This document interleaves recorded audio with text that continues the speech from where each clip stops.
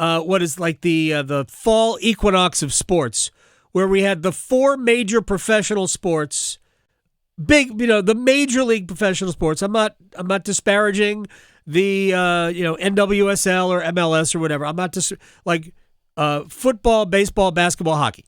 The four major professional sports all playing yesterday. There were games in all of them. And we are a week away from the start of the college basketball season. That means NC State begins defense of their ACC title. Duke, Carolina, both teams inside the top 10, which means that Rod Baxley's vacation is over. Fayetteville Observer, he covers college basketball here in the Triangle, and he joins us on the Adam Gold Show. How you doing, Rod?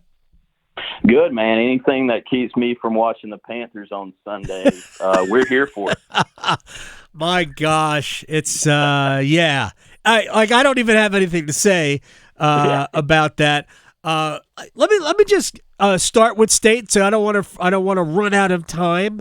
There were people that were upset that State didn't get some sort of courtesy ranking because they were a Final Four team last year. They bring back 2 players or whatever, 3 players or so off that team.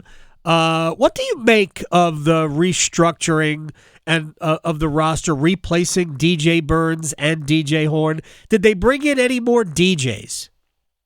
Yeah, I mean, Kevin Keats has proven he's been able to find portal gold with his guards the last few years. So we'll see who that guy will be this year. He said it multiple times. I don't know if there is a DJ Horn on this roster out of the portal, but Marcus Hill, Bowling Green transfer, will he be able to make that jump to the ACC? He's shown he's been able to fill it up as a scorer, so there's a possibility there. When you look at the Louisville guys, though, Brandon Hatfield will probably be their biggest addition in the portal, I would think, with trying to fill that DJ Burns-sized hole in the middle.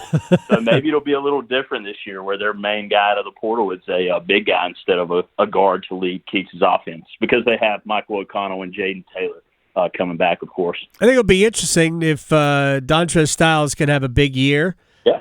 And will Carolina fans like him? Yeah, he talked about that a little bit on the preseason media day we had with State, which felt forever ago now. It was late September. But he said, look, I kind of wanted to go to State after after I left Carolina, but he felt like the fans would have been a lot worse back then. We'll see how they handle it here, but I think he's a perfect player for Kevin Keats' system with how they want to play up and down. Versatile, can guard 1 through 4, a lot better as a shooter. So I think he's going to be in a perfect situation there with the Pack and should have a big year for them. Yeah, a real totally different player after spending some time at Georgetown. I know you were at Cameron Indoor Stadium on was it Saturday? Saturday or Sunday? Yeah, no, Sunday. I actually watched a good chunk of that game. And look, I know Arizona State probably isn't going to be great. I don't know if they're going to be bad, though. Yeah. That was a savage undressing of Arizona State. Bobby Hurley was doing stand-up, it seemed, in his postgame. What do you make of what you saw Sunday night? Because this team looks like it has all of the pieces. Yeah, Bobby Hurley said he didn't want to come back to Cameron, and that's why, because he's been on the other side of that as a player. So now we understand. But yeah, that was Duke at the peak of its powers, if that's what we're going to see this year. Even in the first half, they weren't making shots. In the past, we've seen some of those teams kind of wilt when the offense isn't going and they show it defensively. This team maintained the defensive intensity. There's a nastiness to this group. And then in the second half, they were making everything. So if you're getting that and Cooper Flagg's only scoring 9 points and, playing half of the game, Duke's going to be as good as anybody and arguably the favorite to cut down the nets in April. Rod Baxley, Fayetteville Observer, is joining us here on the Adam Gold Show at Rod Baxley. There's 2 D's in Rod, by the way. That's not for grades. That's just that's how it is. Con Knipple. Cooper Flagg's going to get all the accolades. He is I don't know if he was unanimous, but he was named first team All-America, first team All-ACC. I'm sure there will be people that will tout him for National Player of the Year, all of that. But could you argue that Con Knippel is maybe their most important player? Yeah, I think that's a fair assessment, Adam. You look at Con, everybody's kind of viewing him as kind of Reed Shepherd, the freshman at Kentucky last year. I think he was the number 3 pick from the Rockets, as Reed Shepherd 2.0. I can see it. He's got kind of that old man game in a young man's body as far as knowing his angles and leverage and pivots and just where to be, when to be there, and always seems to make the right play. I remember the heater he had in the second half against Arizona State where he made that barrage of threes. I think it was 4 in like a 3-minute stretch. After the third one, I looked over at Coach K, and he was smiling and shaking his head. So if you're doing that, you're doing something right. So I think Con Knippel, I think he's got a chance to be an All-ACC guy. Yeah. First team with what he can do, because he just does everything so well and never seems to make a bonehead play. Yeah, and he's not just a shooter. He looks to me to maybe even be a better version, and this is going to sound weird, of Luke Kennard. I hate to use 2 white players as comparisons.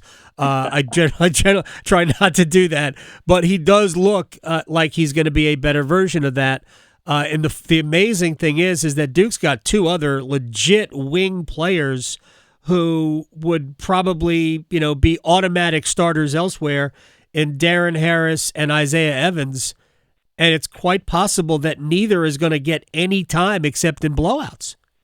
Yeah, I mean, those guys are number 9 and 10 in the rotation now. I mean, it's exhibition season, but when you got 3 veteran transfers, plenty of experience, and the Purdue transfer, Mason Gillis, Tulane Sion James, and then Malik Brown from Syracuse, those are your 3 main dudes off the bench as far as what we saw Sunday. So it's going to be hard for John to kind of manage all these minutes. Yeah. But he has got a lot of fun pieces to play with this season. All right, the Tar Heels bring back R.J. Davis again, and I'm here for it. I love watching R.J. play. I know Hubert was trying to get him a 6th year. He was lobbying for it after the exhibition against Johnson C. Smith. We know what he is, and I know he was banged up, but he played, and he's going to be fine. I love, because I think Seth Trimble is going to have a really, really good year. He might not be a great shooter, but I think he's going to be a heck of a player for them this year.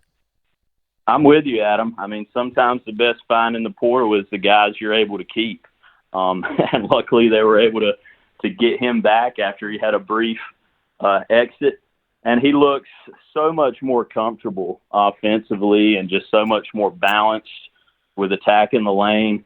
Another guy who seems to make the right play every time, and their best on-ball defender. Yep. So that's another All-ACC guy from what he's shown us in the first 2 exhibition games, particularly that performance at Memphis. I mean, I don't think anybody saw that coming, and he was just the alpha in that game. So if he can bring some of that, and RJ's not having to be a superhero every game, boy, watch out, because Carolina has a lot of guards they can unleash and athletic wings, so it should be a fun group. Yeah, there are some question marks that I think Elliot Cadeau, even though he didn't necessarily need it last year, I think Elliot Cadeau is going to have to be able to make a few more threes.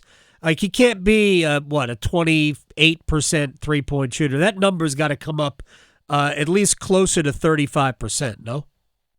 Yeah, he does look a lot more comfortable shooting-wise. There was a lot of pause in his stroke last season, and you could tell he was very uncomfortable with shooting that. He does look more comfortable in that regard. There should be a lot more space with this roster. Armando Bacot, great player, obviously, but it's not like you can go 5 out with Armando like you should be able to do with some of their big guys. So I think Carolina's best path is spread things out. This should be the fastest team under Hubert Davis. He's really stressed that. So if they can push the pace and take advantage of their athleticism and speed in the open court, they should be at the top of the ACC with Duke. Rod Baxley is joining us, Fayetteville Observer, at Rod Baxley on Twitter. Just broadening it out to the rest of the league.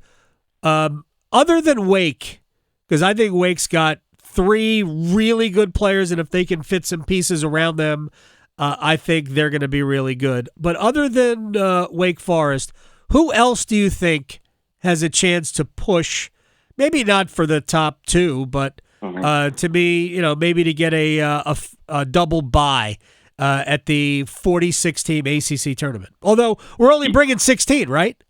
Yeah.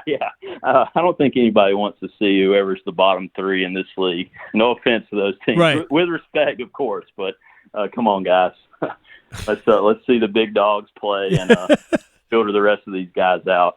But yeah, Adam, when you look at the rest of the ACC, I think you have to start with Clemson. I mean, coming off an Elite Eight appearance, not a lot of buzz for Brad Brownell's club. Obviously, lost P.J. Hall. But they returned 2 all-ACC guys and Chase Hunter, who was incredible in the NCAA tournament. Yeah. And then Ian Shefflin, who seemed to have a double-double every night just off garbage points and being able to snatch boards. So I think Clemson is in that grouping. And then I'm looking at Louisville and Pat Kelsey. Feels weird talking about Louisville again in a good light, but I love their transfers. I love the energy Pat Kelsey's brought there. I think they're going to push for an NCAA tournament bid. I really do with that roster. So I think those are the 2 teams I'm most excited to see outside of, obviously, our Big 4 in North Carolina. Yeah, Pat Kelsey is a wonderful coach, did a really good job at College of Charleston. So I hope things work out for our friends in Louisville. Rod Baxley, I thank you very much for your time, man. We got to do it again. I will hopefully our paths will cross at some point. Sounds good, Adam. Appreciate it, man. You got it.